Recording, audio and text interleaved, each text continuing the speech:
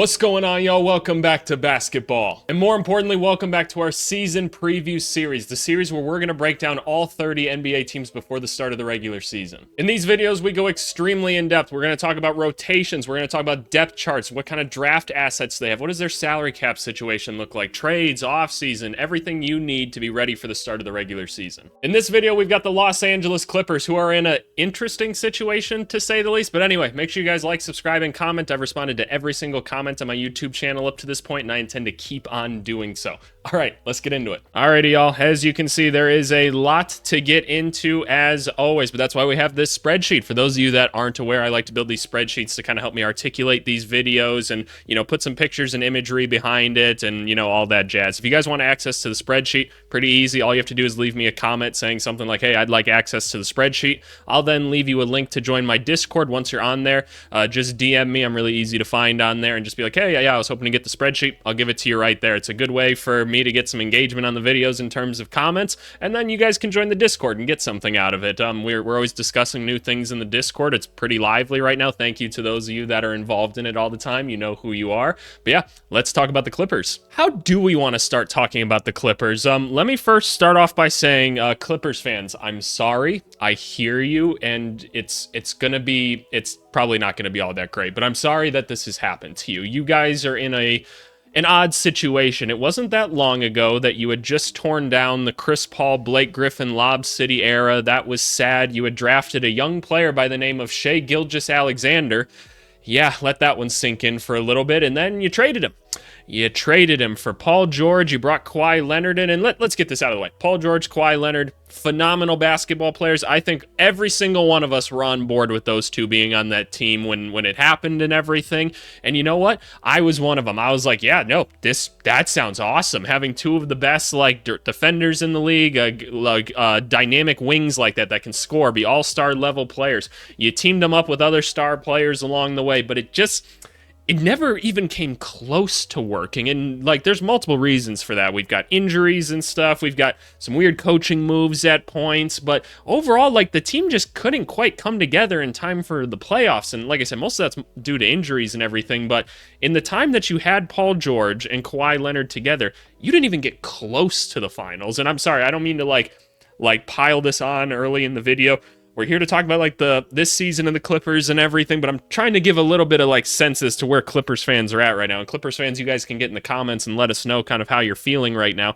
But I want to tell you that I think there's actually hope. I think this is going to be an interesting year for you guys, but I think that you guys are set up to go one of two directions. And I think either one is totally okay. One probably hurts a little bit more than the other, but I think you guys are going to be okay regardless this year. But anyway, let's start talking about it. Last year, the Clippers were 51-31.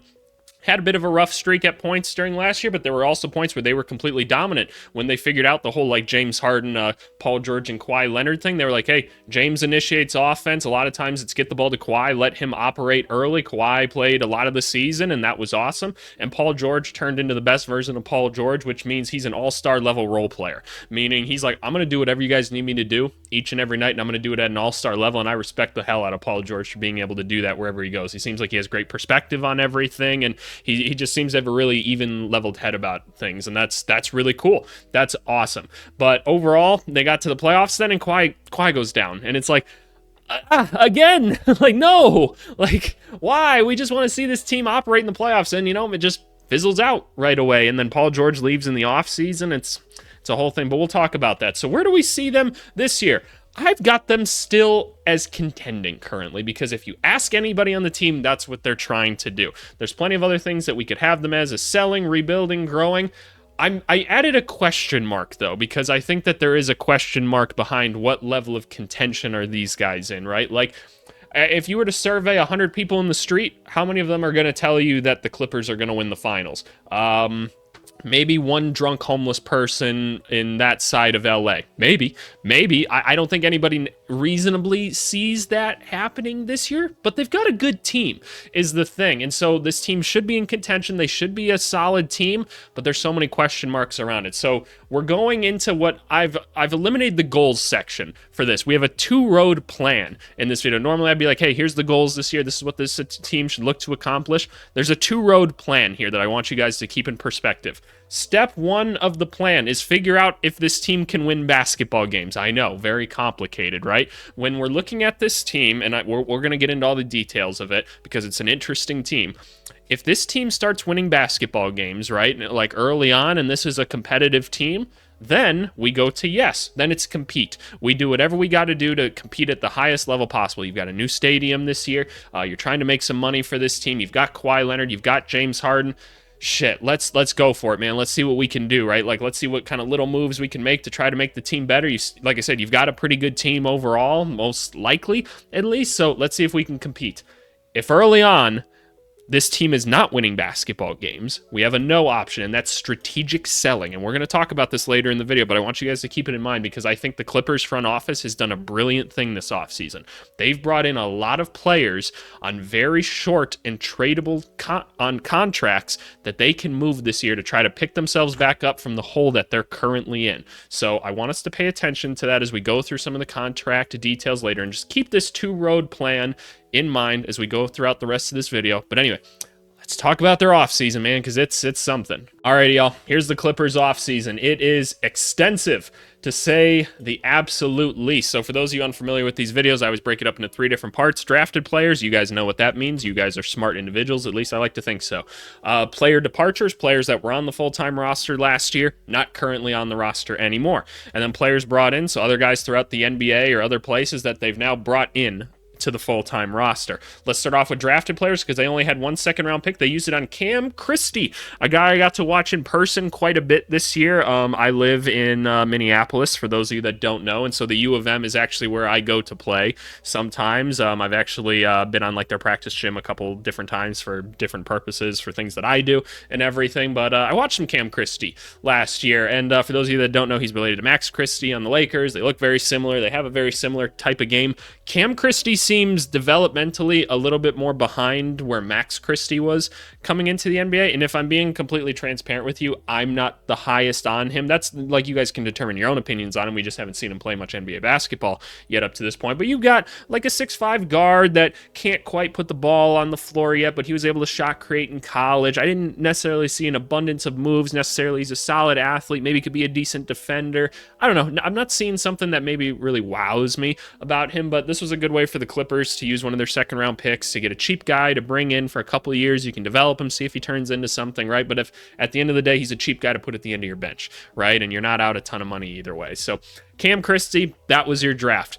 Let's talk about departures, and I'm going to try not to hurt anybody's feelings with this, but first one was Paul George. You lost an all-NBA, all-star type talent in Paul George. He was like, hey, yo, shit ain't working here in LA, man. I'm out. Like, you could have given him more money and stuff like that. You didn't, and I don't know. You guys tell me. I want to hear from Clippers fans and everyone else. What do you guys think about this? Like, should you have just given him the money or whatever just because, like, it's hard to replace guys like this? I don't know, but at the end of the day, he's off to Philly now. He's got his own big 3 there that he's going to be a part of. I think it's going to be a cool thing for Philly.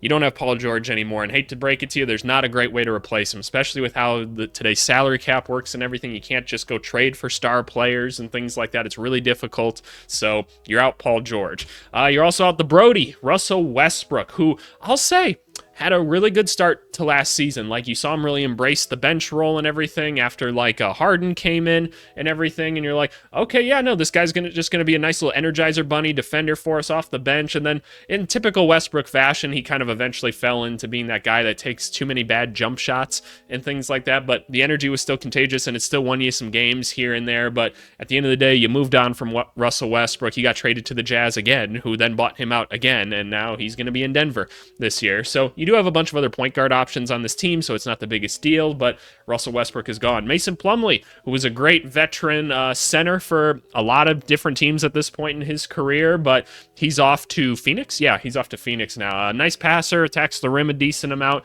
always good at getting it above the rim, so you know what? It sucks, right? Like, you would have liked to have kept him, but it seems like he's going somewhere he thinks he can contend a little more. Mason Plumlee's out. You had another center leave you too. That's pretty decent. And Daniel Tice, a bit more of a spacing option, real physical presence down low. Not the biggest guy in the world, but he's off to New Orleans, where he might just start this year. In all honesty, just because of the we'll call it interesting roster decisions that New Orleans has made up to this point. Like, don't get me wrong, New Orleans has a good team, but at the center position, they are struggling right now. But we haven't done the Pelicans video yet, so I'll save that for them. Kai Jones, former first-round pick of the Charlotte Hornets, had some mental health problems, and he got a therapist, came back into the league, got to play a little bit.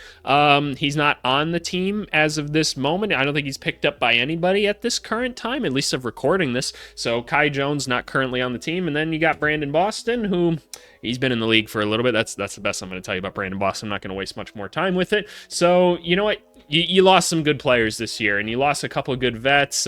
Maybe you bring back Kai Jones for some reason just to see if we can unlock any more of that potential, because honestly, dude looked pretty good early on in his career and everything. So I guess we'll see what happens with Kai Jones.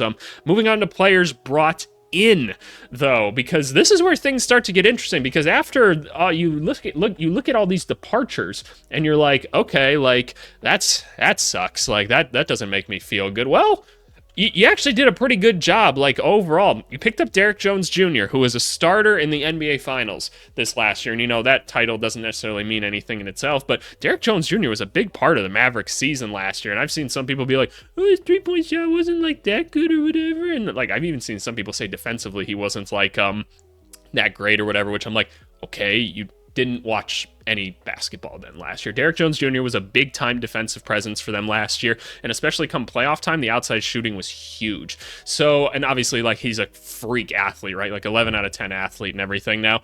His three-point shooting was, I'm going to say, like, 35% or something like that overall, and some decent attempts, and that's with, like, Luka and Kyrie setting him up, so it's not like he's lights out. I mean, he's had moments like we saw in the playoffs this last year where he can catch fire and everything, but that's a nice piece to add to the team, and he's on a contract that's movable if you really need him to. It's not that long. It's not too crazy expensive. This is a guy that a lot of people would pay to have on their team, right? And especially at a position that's so coveted in the wing. So if things start to go wrong, you can easily trade this guy. That's awesome.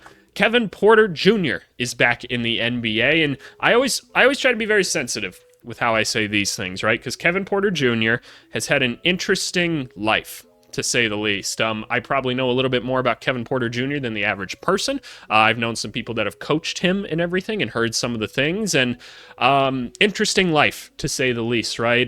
Kevin Porter Jr. has gotten in some legal trouble off the court that none of it has been, like, completely followed through on or anything, so we're not going to say, like, dude's like a downright criminal. He's had some rough moments, though, right? And so he went overseas for a little bit, and he's back in the NBA, but what have we seen from him in a basketball sense? Dude gets buckets, right? Like, he is one of those dudes that just gets basketball. I've coached guys like this before, and some guys just got it. If you put them out there, they can go get you 20 points if you give them 25 minutes, and that is what Kevin Porter can do. He likes to have the basketball a lot. He can create from anywhere on the court. He's very athletic. He's got a great level of aggressiveness to him. He's got, like, a mean attitude on the court, and so that's awesome. He's getting another chance with the Clippers. So there you go. Like, this is going to be a really interesting guy for them this year, like a guy that could be a really high-level contributor. They're going to take a chance on him, right? It's not like a huge contract by any means either. So you're not exactly locked into anything scary long-term, but it could have a lot of upside. So I think that's a great signing. Nicholas Batum is back on the team. I feel like he's been on this team a couple times at this point. I think it's only once, though. Obviously, we saw Nick Batum have a nice playoffs, at least first round for, like, Philly last year or whatever. Always going to be a nice vet for you. Should play okay defense. Should be a nice spacer for you. He's good at cutting and, like, backdooring, all the things that you love out of a vet. And again, comes in at a position with a good contract that you can easily move. You're seeing a trend here. They've already picked up a couple guys because they're like, look, these guys are going to help us be competitive. These guys are also valuable around the league, and we've given them contracts where they're like, look, they're neither long-term nor are they hard to trade. So already we're seeing this pattern, right, of the Clippers, like, front office being like, look, if things go south, we can move a lot of these guys and bring some assets in right here, because these guys are going to be worth something to people, and we need to start accumulating assets, because as you'll see on the next tab, draft capital is looking a little weak right now, so that's something to keep in mind. Picked up Chris Dunn, defensive backup point guard. We actually saw when we did our Jazz video, Chris Dunn was responsible for a lot, and I mean a lot, of the positive numbers that the Utah Jazz had last year. So he's going to be competing with Bones Highland for minutes. I have to assume they're going to go with Bones for the sole reason of they should really just see what Bones can do. And we'll talk more about Bones later. But Chris Dunn is a nice veteran option to have on the team. Again, tradable contract.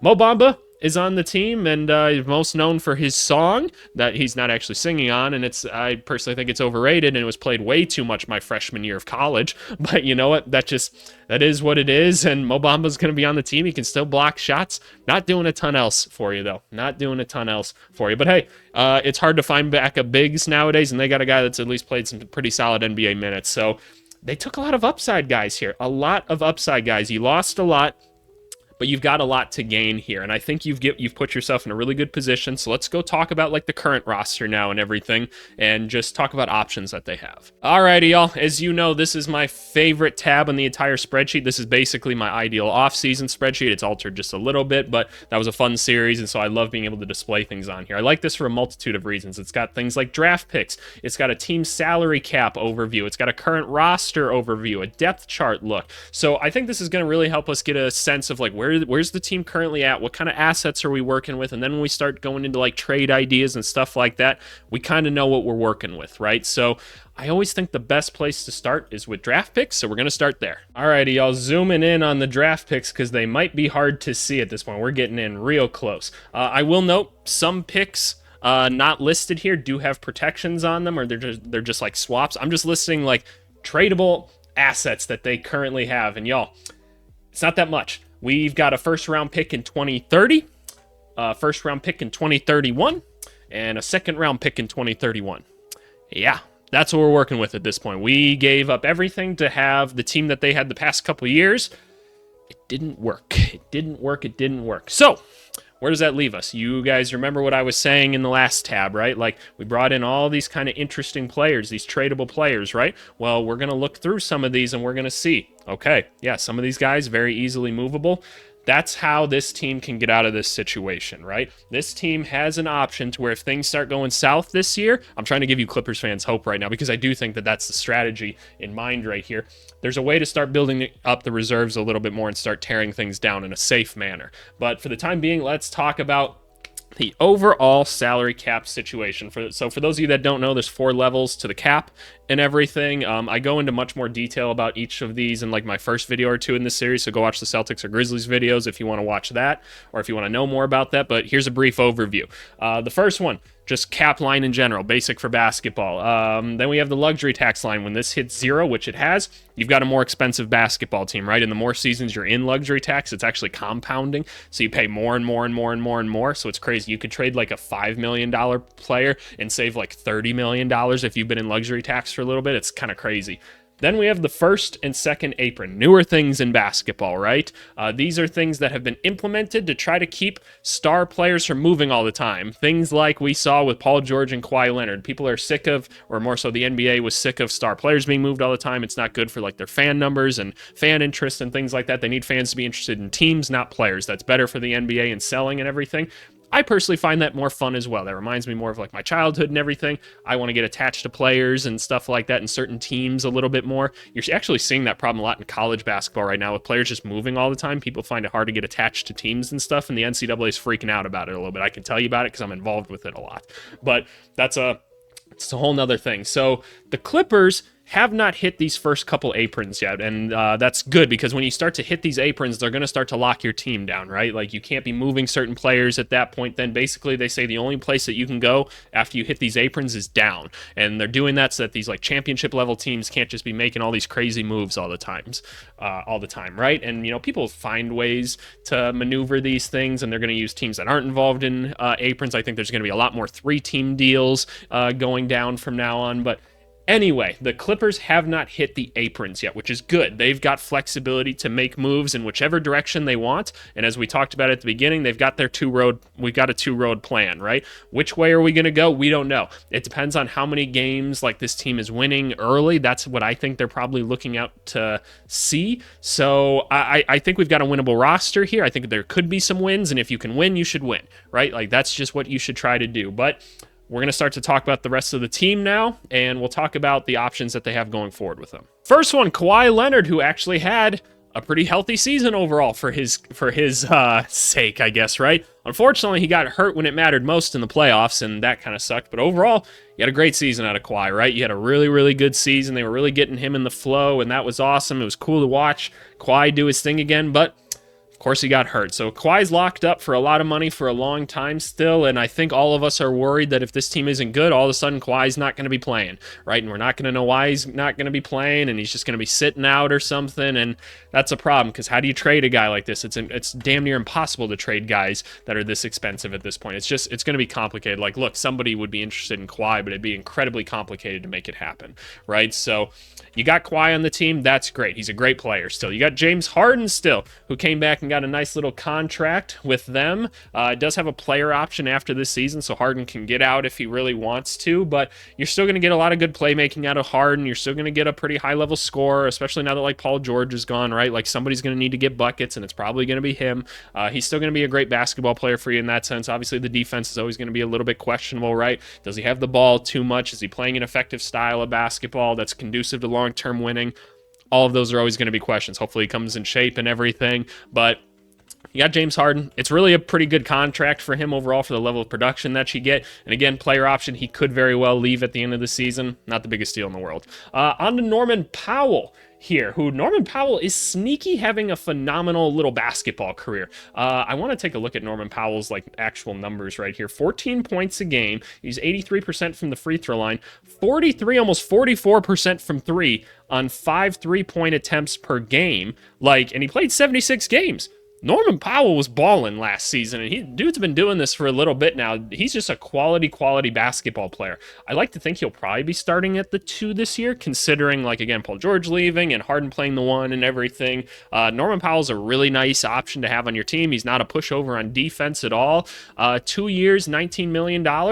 Honestly, pretty tradable contract all said and done. Like, it's not something that like a contending team can necessarily do, unless you're maybe like the Thunder, because the Thunder are just in the best situation in the world. But a team that's just trying to improve a little bit could totally take a flyer on a Norman Powell and be like, hey, this is a good vet to have on the team that's just going to do everything well for us.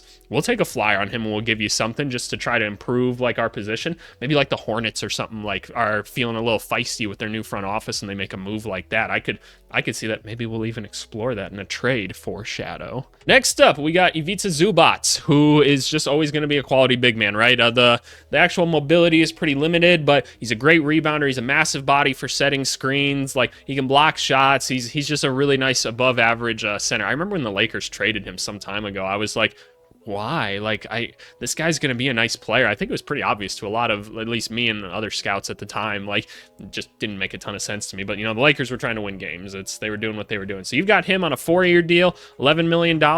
Honestly, a pretty tradable contract as well. I don't think they're going to trade Zubac. I think they like keeping him around or whatever. But, again, tradable guy if you want to. PJ Tucker still on the team. He's not going to really get burned at this point. Like, his usefulness as an NBA player is pretty limited at this point. He's pretty old. He's pretty beaten down. He's had a phenomenal career up to this point. Just going to be a reserve forward for you that maybe can get a little scrappy, get a little physical. It's good to have guys like that on your team. It's always good to have guys like that at the end of your team. I think that's a good thing. His contract very well could be used as a trade piece to make a bigger trade, like actually execute, because he's making a decent amount of money and it's only 1 year left. So worst case scenario, you just have PJ Tucker through the year and that money's gone anyway. Similar type of thing in terms of the contract. Terrence Mann is on a contract here still. He comes in as another guard, plays really good defense, right? 3-point shot, solid. What was his actual number last year if I look at Terrence Mann? Yeah, 35%. Solid is the best way to put it. So his offensive game is a little bit limited, but he's always been a nice reserve, like defensive guard and stuff like that. I should say backup, maybe not reserve. And kind of the same thing, right? You could see him being a part of a trade package or something like that. But worst case scenario, he should be able to play solid minutes for you this year. He's a solid NBA player, and he's gone at the end of the year if you really don't want him, right? Not a big deal. Moving on to Derrick Jones Jr. We already kind of talked about him and everything. I want you to take note. This is a starter level player in the NBA that they got for $9 million over 3 seasons. You can easily trade this guy to like any team in the NBA. He's got 3 years on the deal. It's a phenomenal contract. You're getting a very nice basketball player, and you can get some assets back for this, because you should be able to have a bidding war for a nice defensive 3-and-D wing like this. That was, like I said, just starting in the NBA Finals. If things go south for this team, you can trade this guy and get you a first-round pick. Like, I totally believe that you could from like a contending team. You can use guys like this to start to replenish this. Other guys like this, Chris Dunn, right? Again, solid contract, can get you a solid backup point guard that's analytically very effective. kind of the same thing, right? We already talked about Nick Batum. Again, same thing. He's got a player option at the end of the year as well. So if someone just wants a nice rental, this could be a way to go. Bones Hyland. Let's talk about Bones Hyland. What a fun basketball player, and what a crazy story in life, right? Like him jumping out of that burning building or whatever, like broke his leg, something like that, something crazy. But Bones Hyland, very fun basketball player. He plays like a street baller. Had a really good start to his career in Denver, got traded to the Clippers, and the Clippers just haven't played him really at all ever since. And that's tough, especially when you feel like you can really compete and you can make a difference offensively. We hope that he's going to get some burn this year. If not, somebody's definitely going to give him another contract after this year on the cheap, and he's probably going to prove us all wrong and get another contract after that. Defensively, you're always going to have questions with him because he's pretty small and ineffective on that side, but offensively, man, he can do a lot, and I love a backup point guard that can spark plug for me, man. I think that's an easy way to jumpstart a bench lineup, so I think he's a valuable player in that sense. Amir Coffey, a guy that can always get on the court and do a couple things well. He handles the rock pretty well. What was his three-point stat last year? And I'm going to look at his shooting chart as well. 38% on 2.5 a game. You take that, and he's a lengthy wing. Like, that's another solid basketball player that's relatively easy to trade if someone needs him. We just did a trade with, like, the Suns or whatever in a previous video where we sent him there. Like, pretty solid basketball player overall. I do want to look at his shooting chart, though. Yeah, and so when you look at this is where you can see the true value of Amir Coffey right here. Good corner shooter and really good at the rim, right? Awesome. That's all you need him to do. Just let him be a corner guy, a guy that can keep your offense going, though. Like, that's what this is telling us. He can catch the ball in the corner and he can shoot, but he can also keep the offense going and get to the rim and finish. Perfect. That's a nice basketball player, and he's probably going to be underutilized this year. If there's a smart GM out there, they'd make a play at Amir Coffey and be like, hey, maybe I can toss you some second-round picks or something like that. You guys give us Coffey. You guys need some draft assets and stuff, and you might not have him after this year anyway, or who knows, maybe there is a longer-term plan with Coffey, but you know, like I said, someone should take advantage of it. Someone should. We already talked about Kevin Porter Jr. Again, you're not risking much with him, right? Not risking much at all by having him. Kobe Brown was a rookie last year that plays the power forward. Didn't play a lot of minutes last year, but there he is on the team. He's got a team option after this season, so he'll be on the roster. We talked about Mo Bamba and Cam Christie a little bit as well, so they're just there rounding out the end of the bench. There are more players on this team that are interesting, though. I want to talk about Jordan Miller just a little bit, because Jordan Miller had a really interesting summer league. He was one of those guys that was like, hey, you know, I'm really showing off in the summer league, and like someone should probably give me a contract because I look like a pretty good basketball player. And you're like, okay, a 6'7" wing. He was hooping. So he got a 2-year, two-way contract with LA. He's going to be on a two-way contract, it sounds like, again this year. But is this a guy that if you move on from some other players, you could see if he's got something, right? I mean, let's get him on the court and see, because again, there's never been any statistic that tells us that summer league correlates to NBA basketball, but we saw this dude can hoop in some capacity, right? And look, you've got an interesting team that doesn't have a lot of interesting young players on it, and he's 24, he's a wing. You should explore that at the very least. So I think that there's got to be an opportunity to free up a roster spot to see if we can't get Jordan Miller on the court in some capacity. So that's just what I would do, right? It's like I have to explore if this wing is any good, right? Because it's such a valuable position. So that's a look at the roster itself. Let's talk about the depth chart. When you look at the point guard spot, it's pretty loaded, actually. You talk about James Harden, Bones Hyland's going to be able to get you some buckets, and then you have a different look with a little bit bigger point guard, defensive-oriented point guard, and Chris Dunn. Got a lot of options there.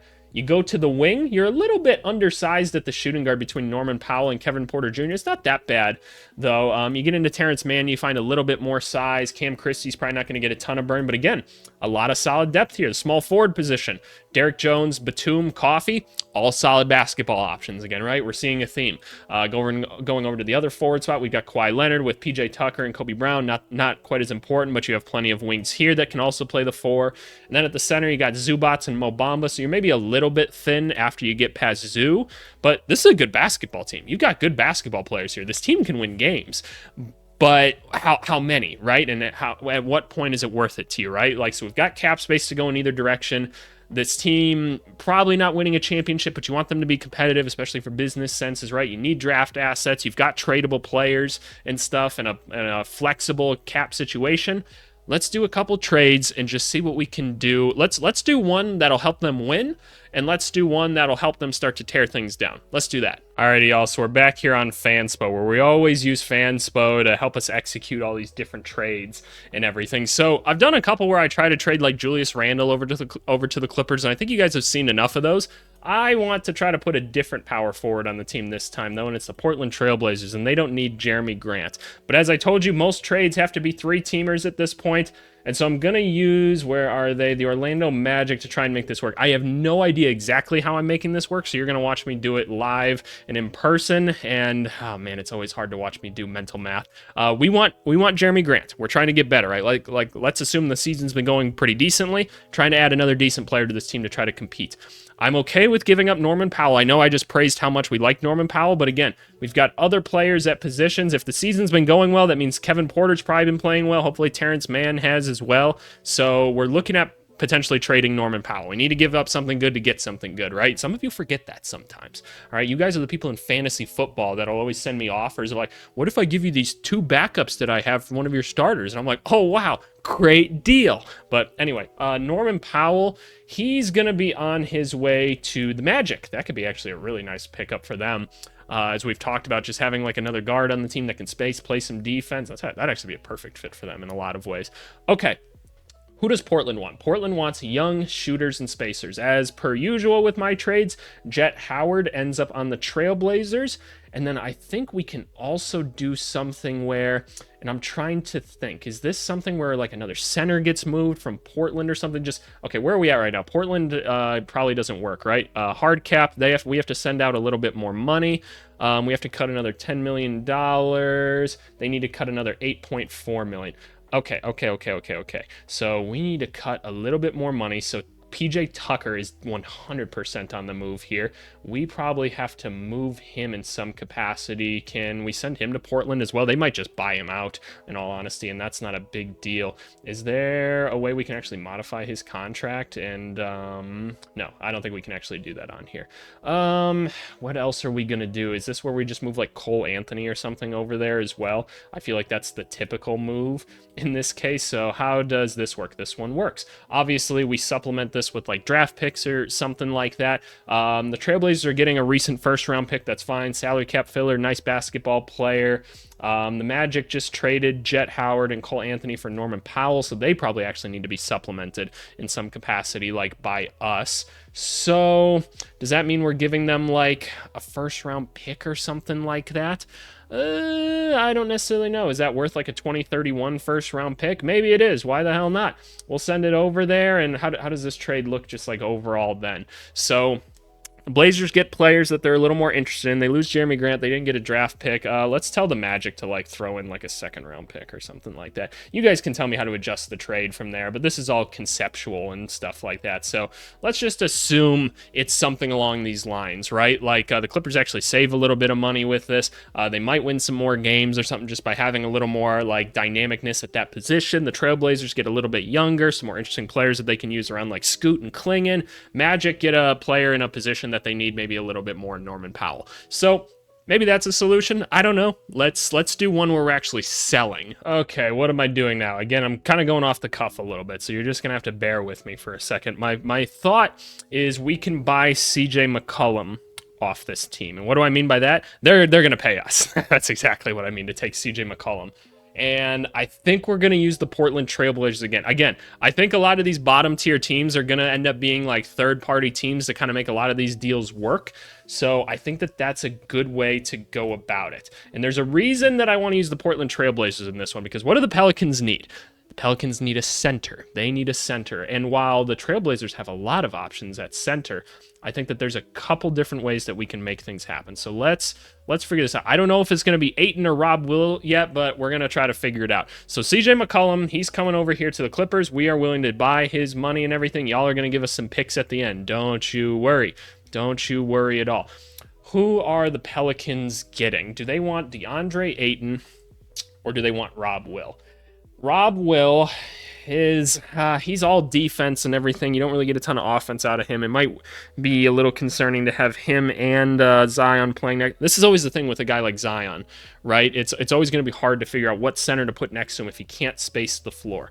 I'm going to presume it's Ayton for the time being. So let's send him over to the Pelicans. Who else do we want to send over there? Let's say it's like a Derek Jones or something like that. The Pelicans are really loading up in some capacity, right? Like, can we trade Derek Jones over there, or should I do more like a Nick Batum? Let's start off with Nick Batum. And then I think what we're going to do is we're also going to free Bones Hyland over there to like Portland. What are we taking back then in order to make this work? Like, we've got to get something else back. Like, do you guys want to give us like a Delano Banton, like a young player that could be kind of interesting for us in that sense? I think that that could be kind of cool. Who else do you guys need in order to make this work? Because there's got to be something else that happens here, right? What do the Clippers need to do? They need to cut $26 million more in order to make this happen. Okay, that's totally fine. The Pelicans just need to cut like a little bit more money. Okay, so we got to give up someone good. We're going to send Norman Powell over here to Portland. I think that that's probably a good one. Who else can we send over? Like a Javonte Green or something like that, or Daniel Tice. I don't necessarily want to do either of those, but Javonte Green's probably an easy one, or maybe even Jeremiah Robinson Earl might be easier. So we're sending him over to Portland. Where does this leave us currently? So how much more do we need to cut? Another $7.4 million. Okay, so we got to send someone else to Portland. Shoot, I guess you guys are getting Terrence Mann too, aren't you? Yep, you guys are also taking on Terrence Mann. You could buy him out if you really want to. This trade should work then. Yeah, there's just a recently signed thing. That's not a big deal. What else are we getting out of this, though? Because we got pretty much shafted in terms of players with this. Y'all took a couple decent players from us. Y'all got to give us some picks now. So the Pelicans got some good players. They've got to get some picks, right? They got to give us some picks. So we're going to take like their 2025 first round pick, I think is more than fair. Like you'd send that one over to the Clippers. What did you guys get in this? You guys lost Ayton. You got Norm Powell and Bones. So you got an interesting young player back, but you should probably be supplemented with like some seconds. I don't know if anybody's paying a first round pick for DeAndre Ayton. Maybe like a protected one or something like that. So that's not the biggest deal in the world. You got Batum as well. I don't know.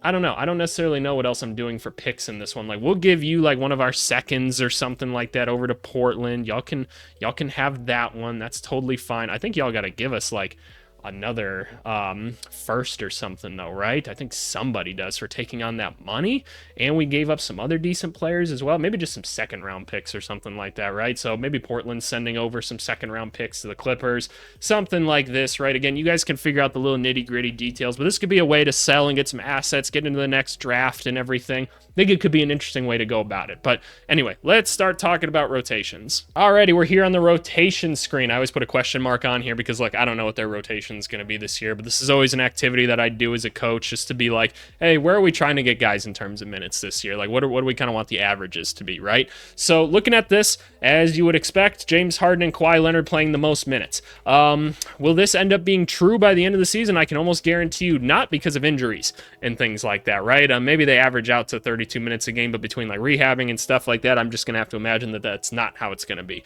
Norman Powell and Derrick Jones Jr., both very nice basketball players. They're getting their 30 minutes as well. Zubac's just under 30 because he's a little bit of a heftier boy, right?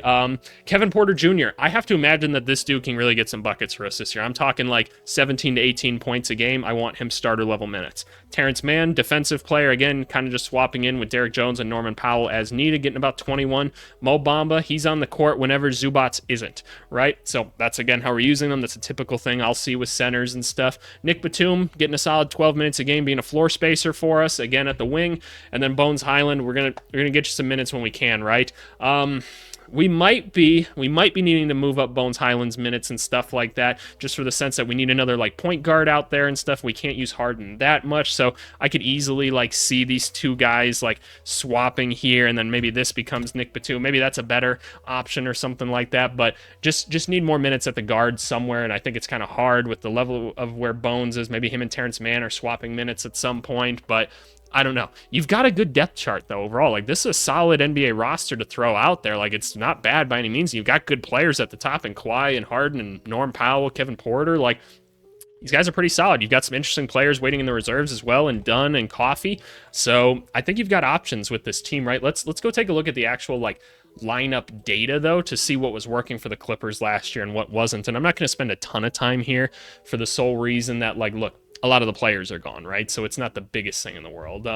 If we look at the actual like lineup data, there's actually a couple lineups that were positive that we have a good sample size for. This one here being the highest sample size, where we have James Harden, Terrence Mann, Paul George, Kawhi Leonard, Zubats. Basically, their starting five last year. That was a good basketball team, and we saw that, right? When they were healthy, they were cooking. That was awesome, right? We also saw a positive lineup here that in pretty solid minutes where we saw, again, Harden, Paul George, and Kawhi, right? Like that three was really working. Again, Terrence Mann, but then just Mason Plumlee. So as long as you had someone rebounding, that four was going to get it done.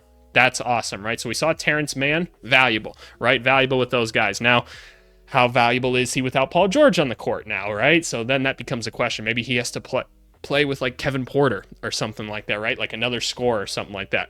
Hard to say, but you also had like a bunch of really good defenders then in Kawhi, Terrence Mann, Paul George, right? So I guess we'll see.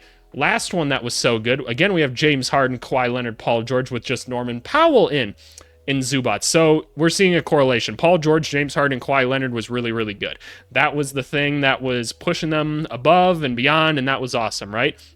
If we look at some of their like negative lineups and stuff like that, it's when you had like James Harden and Paul George together with like Coffee. So it's kind of interesting. As soon as you took one of them out, there was some plummet. It's not the biggest sample size in the world, but it's a decent one. I mean, this one here, Westbrook with Kawhi and Norman Powell, Plumlee, right? So I wonder how often Westbrook fell into like a negative rotation or something. The worst one, again, not a ton of minutes, but again, you see like a Zubats, Harden. Again, when you don't have all three of them on the court at once, kind of a problem. Let's go take a look at some of the three-man data. The best one that we had was Paul George, Harden, and Powell. Not a surprise. And then we had Westbrook, Kawhi, and Paul George. Kind of interesting. Where did they actually finish, though, as the big three? Yeah, right here. A lot of minutes together. Paul George, Harden, and Kawhi. Yeah, plus 10. So that lineup worked, right? Apparently this one, too, a lot of minutes. Paul George, James Harden, Terrence Mann. We said Terrence Mann was a missing piece of it. Makes a lot of sense, right? So Paul George leaving sucks, right? Like that's clearly was a big part of this team. You see Paul George in like all the top lineups here and even in the couple after that. So you're losing a very important piece to your team. You guys knew that. I didn't need to break down advanced analytics for you guys to know that Paul George leaving sucks for this team, right? It just does. But there's still a lot of interesting parts to this team. Like Harden was a big part of it, obviously Kawhi, and then you got Norman Powell and Terrence Mann still on the team. So how do you just supplement that wing position and stuff to still make it dynamic in some capacity?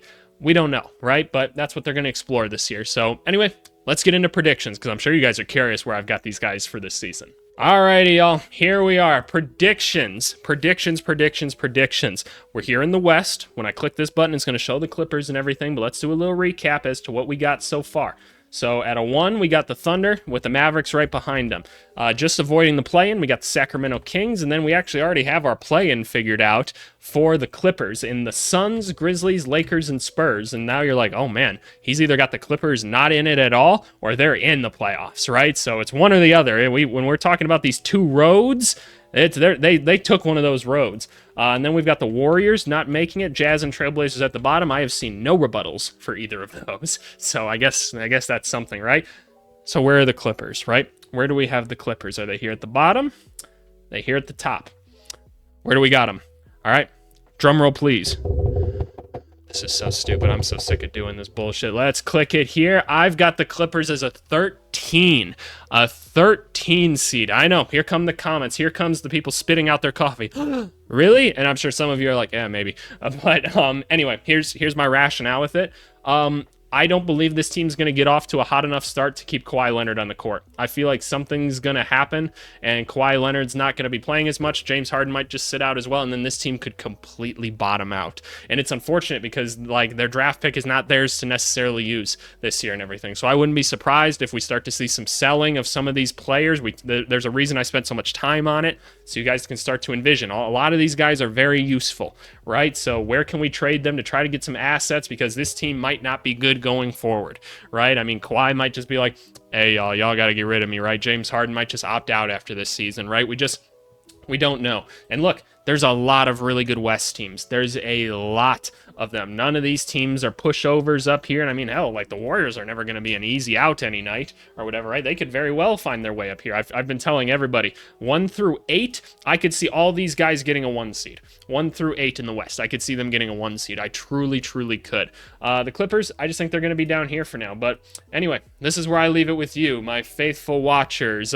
Thank you as always for watching. Make sure you guys go leave a comment down below. Tell me what you think. think of the Clippers, because I think it's interesting. As always, be respectful in the comment section. Otherwise, I will hide you. I'm not just going to let y'all do whatever you want on the internet, because you can have whatever you want as a profile picture.